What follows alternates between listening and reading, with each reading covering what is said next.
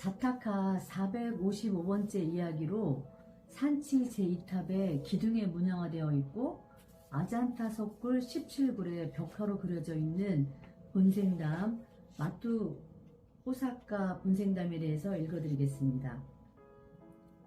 옛날 브라흐마다tta 왕이 바라나시에서 나라를 다스릴 때 히말라야 설산에 온몸이 새하얗고 아름다운 한 코끼리가 팔만의 코끼리를 거느리고 있었다. 코끼리 왕은 그 어머니가 장님이어서 만난 과일을 부하들에게 주어 어머니에게 보냈다. 그러나 부하들은 그것을 저희들끼리 먹어치웠다. 이 사실을 알게 된 코끼리 왕은 코끼리 무리들을 버리고 짠도라나 산기슭의 어떤 목가에 있는 굴 속에 어머니를 모시고 가서 봉양하였다. 그때 바라나시의 어떤 살림관이 이리째 길을 잃고 방향을 알지 못해 큰 소리로 울고 있었다. 하얀 코끼리는 그 소리를 듣고 저 사람은 길을 잃었다. 그러나 내가 있는 이상 절대로 저 사람이 길을 잃도록 하지 않으리라 하고 그 사람에게 다가갔다. 큰 코끼리가 나타남으로 인하여 두려워하는 그를 잘 설득해서 등 위에 앉히고 사람 사는 곳에 데려다 주었다. 그러나 이 살림가는 애초부터 이 코끼리가 있는 곳을 왕에게 알릴 생각으로 나무와 숲에 표시까지 해두었다. 때마침 바라나시 왕의 코끼리가 죽어서 왕이 타고 다닐 만한 적당한 코끼리를 찾고 있었다. 왕은 코끼리 조련사를 살림관에게 딸려보냈다. 코끼리 조련사와 살림관은 히말라야로 와서 그 코끼리 왕이 연못에 들어가 먹이를 먹고 있는 것을 보았다. 코끼리 왕은 그들을 보자 위험을 감지하고 다음과 같이 생각했다. 나는 힘이 세어 1000마리 코끼리로 대적할 수 있다. 그리고 만일 내가 성을 내면 왕국의 군사를 태우는 모든 짐승들을 다 무찌를 수 있다. 그러나 내가 성을 낸다는 것은 내 덕을 손상시키는 것이다. 그러므로 나는 칼에 맞아 죽는 한이 있더라도 결코 성내지 않을 것이다.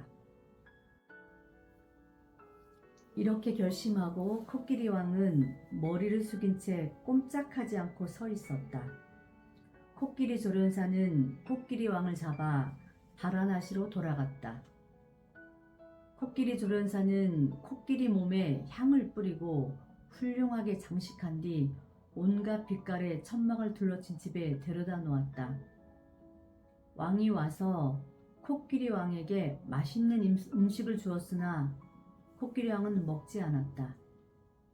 먹기를 권하는 왕에게 코끼리는 대답했다. 그 여자는 참으로 가엾게도 장님인데다 봉양할 리도 없이 짠도라나 산기슭에서 슬퍼하면서 나무 그루터기를 발길로 차고 있네. 왕이 그 여자가 누구냐 하고 물었다. 대왕님, 그분은 바로 제 어머니입니다. 장님인데 또 봉양할 리도 없어 짠도라나 산기슭에서 슬퍼하면서 나무 그루터기를 발로 차고 있습니다. 그래? 대왕은 이 말을 듣고 코끼리를 놓아주었다. 그리고 결박에서 풀려난 코끼리는 어느새 원기를 회복하여 어머니가 있는 산으로 돌아갔다. 그리고 그는 맑고 시원한 못으로 가서 코로 그 물을 빨아들여 어머니 몸에 뿌려주었다. 어머니 코끼리는 비가 내리는 것 같으며 다음 계속을 읊었다. 때도 아닌데 비를 내리는 이 우매한 천신은 누구냐? 나를 모시고 받들던 내가 낳은 내 아들은 떠나갔거니. 아들 코끼리는 어머니, 아들이 돌아왔습니다 하고 외치니 어머니는 그제서야 알고 왕에게 감사하였다.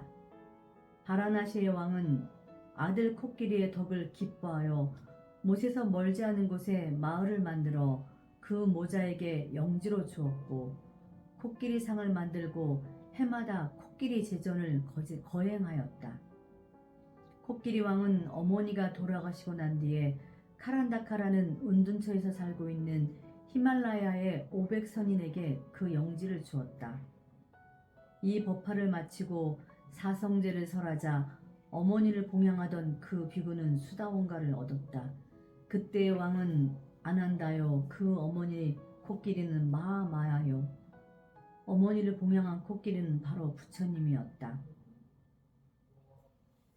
이 책은 제목과 그 자타카의 내용을 일단 먼저 소개를 이렇게 하고요. 그 다음에 이와 같이 벽화 또 있고 거기에 대해서 각전 스님이 해설을 해주고 계십니다. 이 이야기는 어머니를 봉양하는 효도에 관한 내용이다. 동시에 효의 미덕을 실천해 나가는 과정도 인상적이다. 코끼리 왕은 어머니를 봉양해야 했기 때문에 산림관과 코끼리 조련사를 물리치고 잡혀가지 않을 수도 있었을 것이다. 하지만 그렇게 하지 않고 순순히 잡혀간다.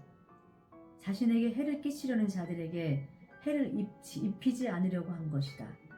이 불해는 남에게 해를 입히지 않는다는 단순한 불해가 아니라 자신을 해치려는 자들에게 해를 입히지 않는 불해이다.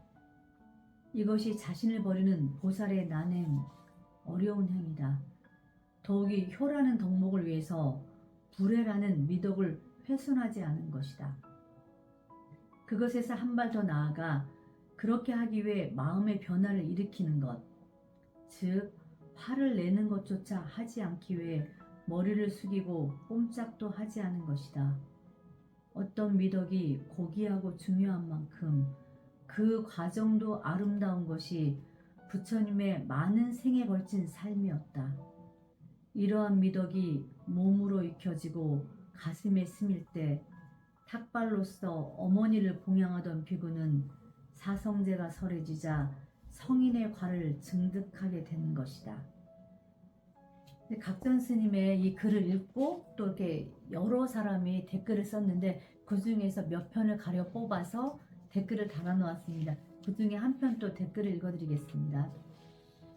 본생담 이야기는 사실적이며 인간의 심리에 대한 묘사가 생생하다고 하신 스님 말씀처럼 장님 어머니를 모시고 살던 코끼리 왕은 어쩌면 그렇게도 효성이 지극할까요?